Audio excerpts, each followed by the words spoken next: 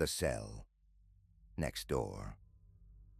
I was a rookie guard at St. Mark's Penitentiary, a high-security facility built on the outskirts of town. The prison had a reputation for housing some of the worst criminals in the country, and I'd heard stories I didn't believe. That was until Cell 47. It was just a regular Tuesday night when I was assigned to the West Wing, where the solitary confinement cells were. They were meant for the violent ones, the troublemakers, the ones who couldn't be trusted with the general population. Cell 47 was one of those cells, a place where the worst of the worst went. The inmate in Cell 47 was a man named Jacob Crane. They said he was dangerous, but not in the usual way. He'd been convicted of multiple murders. Yes, but his crimes weren't violent in the traditional sense. They were ritualistic. He would kill his victims, but it was always precise, planned, and then he would disappear for days before coming back and claiming the next victim. Nobody could figure out how he got in and out of the facility without detection, but eventually they locked him in solitary, hoping to contain him. Crane had been in that cell for months. No one had seen him, not since the first time he was put in there. I arrived for my shift at midnight, tired but eager to get through another uneventful night. The usual checks, the rounds, the quiet humming of the prison. I walked past the other cells, making sure no one was up to anything suspicious. When I reached Cell 47, I noticed the door was slightly ajar. I'd passed it before without incident, but this time the door wasn't sealed tight. I hesitated. The guards usually checked each cell every hour, and Crane had never caused a problem, so I wasn't sure why his door was open. With a sigh, I stepped forward and pushed it open. The cell was empty. Not in the way I expected, though. The bed was untouched, the floor clean, but the walls, they were covered in something. It was like the entire room had been written on. Scrawled across the walls in what looked like blood were strange symbols, a pattern that I recognized. It was from an old occult book I had once seen during my training, something that had been confiscated from Crane when he first arrived. The symbols were part of a ritual to summon something. But it wasn't just the symbols that disturbed me. It was the words. I'm here. The door is open. I stepped back, my mind racing. My radio crackled in my ear, and I heard the voice of Officer Michaels, another guard, calling for a routine check. I turned to leave the cell, but froze when I heard something faint. A whisper, coming from the far corner. "Help me!" I whipped around, but the cell was still empty. The whisper had stopped. My heart was pounding now. I needed to get out of there. I should have radioed for help, called in backup, but my legs wouldn't move. Then I saw it. In the far corner of the cell, in the shadows where the light barely reached, I saw a figure. It was hunched over, the outline of a man, but wrong. It was twisted, its arms too long, its body contorted at impossible angles. It stood up slowly, its head jerking to face me, and there, in the dim light, I saw its eyes. Black, empty, like two voids where a soul should be. "You shouldn't have opened the door." The voice was Crane's, but it wasn't. Before I could react, the figure lunged at me. I screamed and stumbled backward, slamming into the wall. My breath caught in my throat. The figure had disappeared. I bolted from the cell, slamming the door shut behind me. The prison was eerily quiet, the only sound my heart pounding in my chest. I ran to the control room, gasping for breath, and found Officer Michaels. "You okay?" he asked, looking concerned. "Crane, I don't know what happened." I opened the door and, before I could finish, the radio crackled again. This time it was a voice, clear and sharp. "Guard, are you there? Open the door." It was coming from Cell 47. I froze, my blood turning cold. I hadn't touched the radio. No one had used it. Officer Michaels looked at me, confusion growing on his face. "What's going on? What door?" I turned toward him. His face was pale, his lips trembling. "The door. Open it." I glanced at the control panel and saw the most chilling thing of all. Cell 47's light was on. The door was open again. The last cell. I'd been working at Blackstone Penitentiary for a few months when I first heard about Cell 13. The other guards spoke in hushed tones whenever it came up, like the very mention of it was enough to bring something dark to the surface, but being new, I didn't think much of it. Just rumors. That was until the night shift. It was my turn to patrol the solitary confinement wing, the oldest part of the prison. The lights are flickered, and the air felt colder than usual. As I walked down the long, narrow hallway, I passed by the cells. Most were empty, save for the occasional inmate staring out from behind the bars. But something about Cell 13 caught my attention. The door was slightly ajar. I'd heard the rumors. Cell 13 was cursed, a place where those who went in never came out. The whispers claimed that every guard who had ever been assigned to it went insane or disappeared, but I didn't believe it. I was a professional. I walked toward the cell, the hairs on the back of my neck prickling as the cold air grew heavier. I glanced inside, but the cell was empty, except for a single figure sitting in the corner, hunched over. "Hey," I called, expecting to see an inmate, maybe someone who had been transferred in for a short stay. But the figure didn't move. It sat perfectly still, its back turned toward me. I stepped closer, my flashlight beam cutting through the darkness, and froze.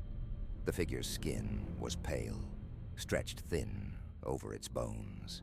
Its hair was long and matted, hanging in front of its face. But its hands were strange. Clawed, long fingers that gripped the floor like it was crawling, but not moving. My heart raced, and a voice inside my head screamed to get out, but I didn't listen. I took another step forward, just as the figure turned its head slowly, impossibly slow, to face me. Its eyes. There were no eyes, just empty sockets, dark and hollow, void-like. And then it smiled, a grotesque, unnatural grin that stretched too wide, its lips pulling back to reveal teeth that didn't belong. "Help me." The voice was soft, barely a whisper, but it was unmistakable. It sounded like my mother. I staggered back, heart hammering in my chest, but the figure didn't move. It stayed in the corner, staring at me. I couldn't breathe. I wanted to scream, but the air had thickened, pressing down on me, choking me. Suddenly, the lights above flickered and went out. I spun around, hearing the sound of scraping, nails against stone, coming from the darkness. The temperature dropped sharply, and I could feel the presence behind me, just there, waiting. Then I heard it, faint at first, but unmistakable. "Help me, please." I spun back to Cell 13. The figure was gone. The room was completely empty now, the door wide open. I could feel the darkness inside, crawling out, as if it was pulling me in. My flashlight died. The air was thick, suffocating, and in the silence the only sound was my own shallow breathing. I didn't know how long I stood there, frozen in place. But eventually the door slammed shut with a deafening clang, and then silence. I left that night. I didn't even bother to finish my shift. I couldn't. I couldn't shake the feeling that something had followed me out. Something was waiting for me. No one talks about Cell 13 anymore, but every time I close my eyes, I hear it. "Help me." And I know deep down, it's only a matter of time before it comes back. The last shift at Harker Prison. It was my last shift at Harker Prison, and I couldn't shake the feeling that something was wrong. Maybe it was the fact that the prison had been around for over 100 years, a decaying monument to a bygone era. Or maybe it was the rumors I had heard about the solitary confinement block. Either way, as the clock ticked closer to midnight, the air in the prison felt thick, oppressive, like the walls were closing in. I was assigned to the most dreaded wing of the facility, Block E, where the violent, uncooperative inmates were kept. Among them was James Price, a man who had been locked up for almost 2 decades for a series of brutal killings. The other guards were terrified of him, not because of his strength or violence, no. Price was different. He was silent, unnervingly so. He didn't talk, didn't make a sound, and yet, for some reason, everyone who interacted with him felt like they were being watched by something not entirely human. I hadn't seen him up close yet. Most of the time he stayed in his cell, alone and still, like a statue. But tonight, I was told to make sure all the doors were locked in the solitary wing. I walked past the usual cells, my boots echoing in the silent hallway, the only light coming from the flickering overhead bulbs. The smell of mildew hung in the air. When I reached cell 23, the door was cracked open, an unusual occurrence, since all solitary doors were supposed to be locked and double-checked. I hesitated before pushing it open. Inside, the cell was dark, the light from my flashlight barely cutting through the shadows. I could see the outline of Price's figure, sitting in the far corner, his back to the wall. His eyes wide, unblinking, stared into the darkness. "Price?" I called, my voice trembling slightly. No response. I took a step closer, then another. But something about the room felt wrong. The silence was too thick, like the air itself had frozen. Suddenly, a low whisper scraped through the air. I whipped around, but the hallway was empty. No one was there. The sound came again, this time louder, more distinct. "You shouldn't be here." I spun back to Price, but he hadn't moved. His eyes remained fixed on the corner, and his lips were barely moving, as if he was speaking to someone or something just out of sight. I felt my skin crawl. There was something deeply wrong about this moment, something unnatural. "Price," I said, stepping forward. "What's going on? Who are you talking to?" No answer. The whispers grew louder. They were coming from inside the walls, now faint, muffled voices, as if something was trying to claw its way out. I backed away, my heart pounding in my chest. I had to get out. And then, without warning, the temperature in the cell dropped. I could see my breath. The whispers turned into scratching, like nails dragging on stone. The air around me felt alive, pulsing with an unnatural energy. "You shouldn't have opened the door." I turned to run, but as I did, I caught a glimpse of something that stopped me cold. Price's shadow, but it was wrong. It stretched unnaturally long across the floor, twisting and distorting in ways shadows shouldn't. It moved, following me. I felt its presence closing in, suffocating me. My legs were leaden, but I forced myself to move. I slammed the door shut behind me and ran, not stopping until I reached the control room. I fumbled for my radio, barely able to speak. When I finally managed to tell the other guards about what happened, they laughed it off. "It's Price," they said. "You're just spooked, that's all." But the whispers, they didn't stop. That night, I couldn't shake the feeling that something had followed me.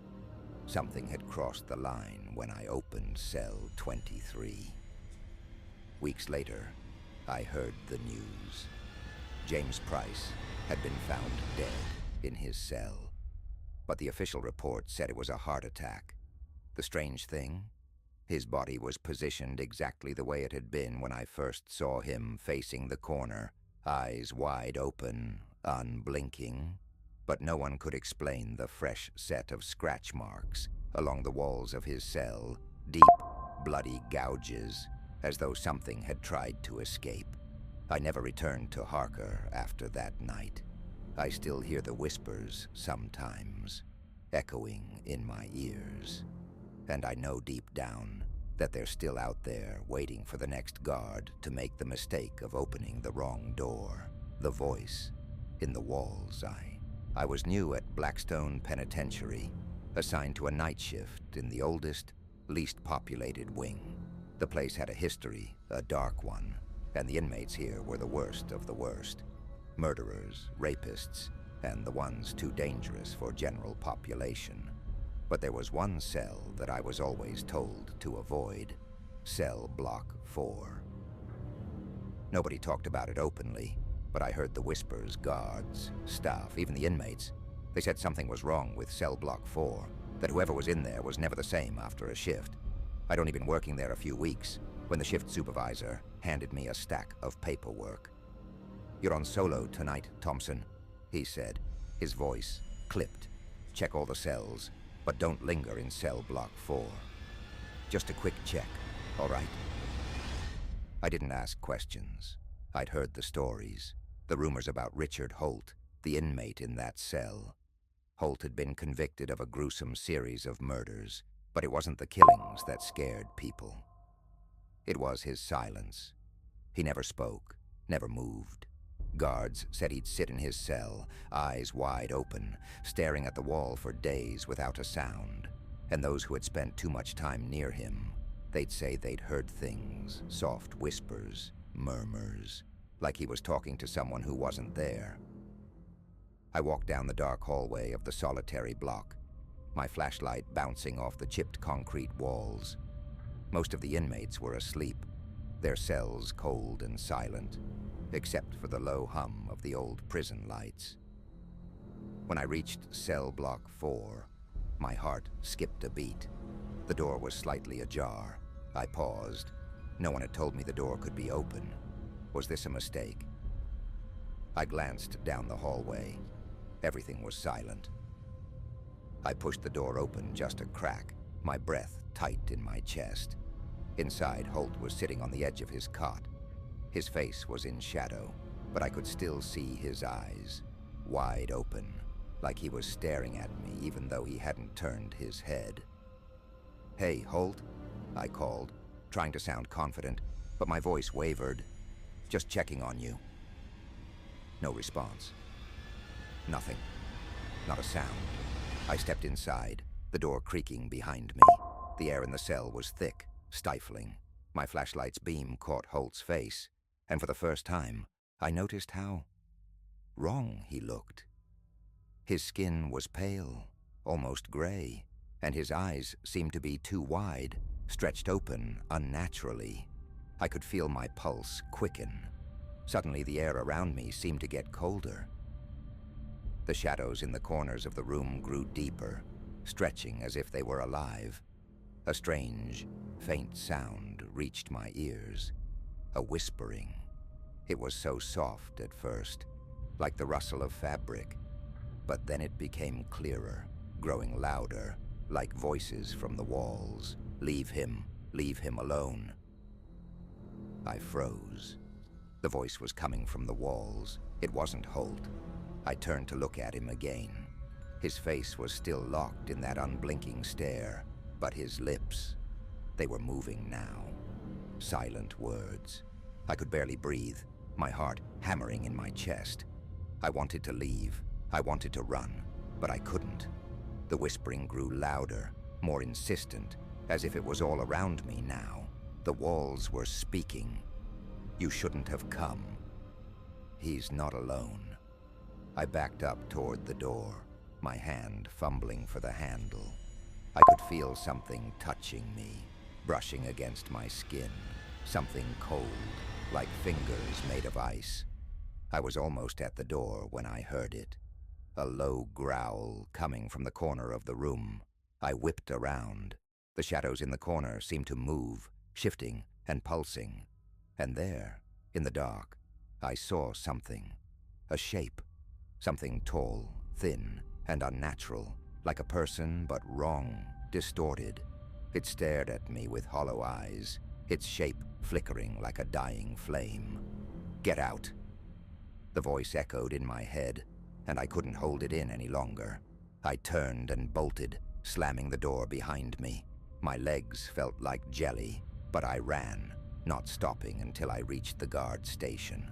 I didn't look back. The other guards just stared at me when I told them what happened. They said I'd had a bad night, that it was probably just stress. But I know what I saw. I know what I heard. When I went back the next day, I was told that Holt was dead. They found him hanging in his cell, though there were no signs of struggle. His body was cold, his eyes wide open, still staring at nothing. And when I checked his cell, there was no sign of the shadow. But I heard it, the whispering. It still haunts me. And every night I feel that cold, like something watching me, something that wants me to stay away from cell block 4, but I can't help it. I know someday I'll have to go back, and next time I won't be able to leave. The cellmate. It was my 3rd month working at Blackthorn Prison, one of the oldest and most notorious facilities in the state. The building was decaying, its stone walls cracked and damp with years of neglect. There were whispers among the guards about certain cells, cell 14 in particular. The old-timers warned me not to go near it after dark. "Nothing good happens in there," they'd say. "Trust me." But I was new, eager to prove myself, and when I got the late-night check on the solitary wing, I had no choice. I had to do my rounds, including cell 14. Cell 14 was empty. At least, it was supposed to be. I approached the cold, rusted door, my flashlight casting long shadows down the hallway. As I got closer, I noticed something strange. The door was slightly ajar. That wasn't right. The cells were supposed to be locked tight, with no exceptions. I hesitated, then pushed the door open. Inside, the cell was dark, the air thick with the stench of mold and sweat. There was a cot in the corner, a small desk, and a narrow window that barely let any light in. The room was still, too still, but something was off. The small, quiet sound was unmistakable, a soft scratching coming from the far corner of the cell. I swung my flashlight toward the sound, and there, sitting in the corner, was a man. His back was to me, his hands moving quickly, scratching at the stone wall. Deep gouges, marks that weren't there before. I could hear him muttering something under his breath, but it wasn't a language I recognized. "Hey!" I called, my voice shaky. "What are you doing in here? You're not supposed to be." He froze, his hands stilling for a moment. Slowly, he turned his head, and I felt the blood drain from my face. His eyes. There was something wrong with them. They weren't human. Black as coal, empty and hollow, like 2 bottomless pits. His lips curled into a slow, grotesque smile. "I'm not alone." The words were barely a whisper, but they sent a chill down my spine. I took a step back, my heart pounding. The scratching started again, more frantic now, echoing off the walls. It was as if something was trying to get out. "Who are you?" I asked, my voice barely above a whisper. But I already knew. It wasn't him, not fully. There was something in his eyes, something deep, ancient, and hungry. Without warning, he stood up in a fluid, unnatural motion. His body twisted, as though his joints weren't meant to bend that way. The shadows in the room seemed to stretch with him, clinging to his form. "You shouldn't have come," he whispered, his voice now a raspy hiss. Suddenly, the door slammed shut behind me. I spun around, desperate to escape, but when I tried to open it, the handle wouldn't budge. My flashlight flickered, then died completely, leaving me in darkness. The scratching in the corner grew louder, more frantic, until it felt like the walls themselves were closing in. I backed up, my breath shallow, and that's when I saw it. The marks on the walls, The floor, everywhere. They weren't just scratches. They were words, dot names, comma names, of inmates, names of guards, names of people who had once entered cell 14 and never left. You'll be one of them soon. The voice came from everywhere now, echoing in my mind. I ran. I don't even remember how I managed to get out of that cell, but when I did, I slammed the door behind me and sprinted down the hallway. I heard the faintest sound behind me, the scratching, but I didn't stop to look. The next morning, when I checked the records, I saw something that made my blood run cold. Cell 14 had been empty for years. No inmate was assigned there. No one had been in that cell for months. But I know what I saw. The thing in there wasn't human. It was something else. Something that had been there for a long time. And now, it's waiting for the next guard to walk into that room. And I fear I won't be the last. The fight in the yard. It was a scorching afternoon in Stonehill Prison, the kind of heat that made the air shimmer above the cracked concrete yard. I was working the perimeter, eyes scanning the inmates as they went about their usual routines. Some playing cards, others lifting weights, a few just standing, staring off into the distance. It was hot, tense, but routine. That's when I saw Tommy the Bear Caldwell step into the yard. Big guy, a former heavyweight boxer, now serving a 25 to life sentence for manslaughter. He was as intimidating as his nickname suggested. Wide shoulders, thick neck, and the kind of hands that could knock a man out with a single punch. He walked with the confidence of someone who knew he could end someone's life without breaking a sweat. Across the yard, Dante Brooks was doing pull-ups, showing off for a group of younger inmates. Dante was quick, known for being sharp with his words and his fists. He wasn't a big guy, but he was dangerous. He'd done time for armed robbery, and in here he'd made a name for himself by running his mouth and getting away with it. I saw it first, the glance. Caldwell and Brooks locked eyes from across the yard. There was a moment of tension, something in the air that didn't belong. They'd had words before, a disagreement over something trivial, probably. But today, the look between them was different. It was loaded with something darker. Brooks dropped down from the pull-up bar and slowly walked toward Caldwell, his eyes never leaving the big man. The crowd around them started to take notice. I felt my pulse quicken, but I didn't move. You never intervened too soon, not with a fight like this. Inmates wanted to fight. They'd settle it themselves. "Hey, Caldwell," Dante called, his voice steady but laced with contempt. "You think you can scare me just 'cause you're big, or is it 'cause you've got nothing else left to prove?" The taunt hung in the air, and the tension spiked. Caldwell didn't say anything at first. He just stared, the veins in his neck bulging. But then, in a low growl, he said, "You should have kept your mouth shut, Brooks." It happened so fast, I barely had time to react. Caldwell's fist shot out like a battering ram, hitting Brooks square in the jaw with a sickening thud. Dante staggered back, but only for a moment. He shook his head, trying to clear the stars, and then he lunged forward. It was a blur of movement. Caldwell's massive fists swinging down, Brooks dodging and weaving like a boxer, landing quick, sharp jabs to Caldwell's ribs. The crowd of inmates roared, forming a circle around them.